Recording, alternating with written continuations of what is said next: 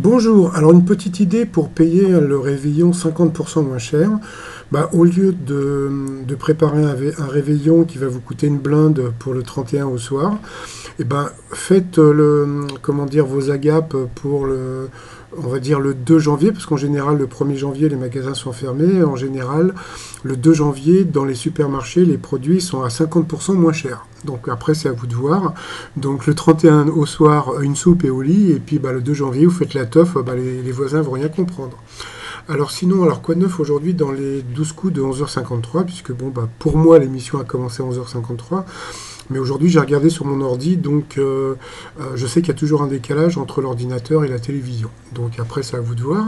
Sinon, alors nous avions Cécile de Neuvelle en Haute-Savoie qui tient un petit hôtel. Donc j'ai cherché son hôtel, je ne l'ai pas trouvé, donc j'ai trouvé son village, donc c'est très mignon. Vous aviez aussi David de Haute-Garonne, donc il y a beaucoup de Haute aujourd'hui, hein, de Haute-Garonne, qui était prof de théâtre et puis chanteur de gospel. Et vous aviez Lauriane de Haute-Corse, qui, elle, avait coupé ses cheveux pour donner une association qui en faisait des perruques pour les femmes qui avaient un cancer du sein. Donc j'ai trouvé ça admirable. Et puis vous aviez la... la haute classe, on va dire, donc Tristan.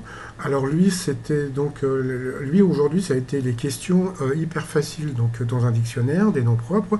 Qu'est l'amour, donc le fleuve, bon ça c'était évident, donc voilà, le chouchou. Ensuite, les questions un peu, comment dire, qui vont vous permettre de briller pour le 31, le 31 décembre avec vos amis, donc voilà. Un an après, quelles conséquences le doublement du nombre autorisé de caractères par tweet a-t-il eu, pardon. Ils sont plus courts. Donc voilà. Ensuite, d'après une anecdote, comment Picasso a-t-il fait pour quitter un restaurant sans payer l'addition? Donc il a fait un dessin dessus. Donc c'est pour ça qu'on l'appelait Picassiette. Ensuite, on a appris que Michael Jackson composait ses musiques avec sa bouche. Donc heureusement que c'était pas avec autre chose. Ensuite, alors vous avez eu un duel très difficile avec qu'est-ce qui a donné son nom à la prestigieuse galerie longue de 120 mètres qu'on visite au château de Versailles. Comme tout le monde, on aurait dit les glaces, et en fin de compte, c'était les batailles. Donc voilà, et puis bien sûr, quand on a pris Tristan en duel, lui, donc il est tombé sur une question facile.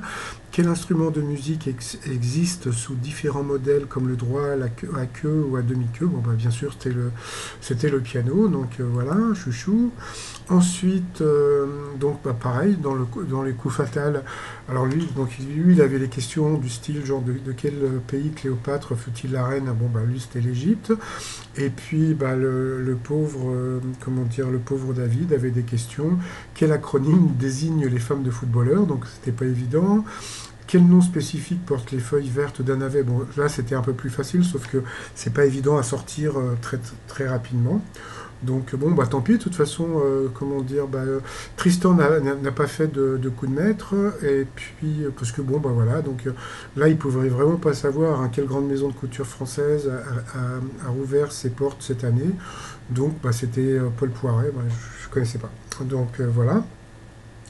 Sinon, dans l'étoile mystérieuse, c'est toujours le commandant Cousteau. J'arrive pas à trouver la bonne couleur de la bouée sur la gauche. Donc je sais pas, peut-être que ça a un rapport avec les couleurs du plateau. Donc voilà ce que j'ai trouvé à peu près. Donc ça va vous donner à peu près ça, l'étoile mystérieuse. Et puis le t-shirt, comment dire, pour le chouchou des 12 coups de midi, donc Tristan, donc le t-shirt chouchou. Voilà, donc pour celles et ceux qui reconnaissent, le chouchou, c'était dans Salut les copains. Voilà, et puis alors donc demain, je vais vous offrir une carte de vœux qui est très rigolote. C'est Michel Denisot sur Twitter qui l'a balancé. Il y a un village qui s'appelle Veux en France. Et donc voilà, j'en ai fait une carte de vœux. Et puis demain, vous irez sur mon site trotsmignon.com et puis vous aurez juste à la télécharger pour pouvoir l'envoyer à vos proches, comment dire, le 31 au soir ou le 1er janvier. Voilà, sinon je vous souhaite une agréable journée et puis je vous dis à très vite. Bye bye.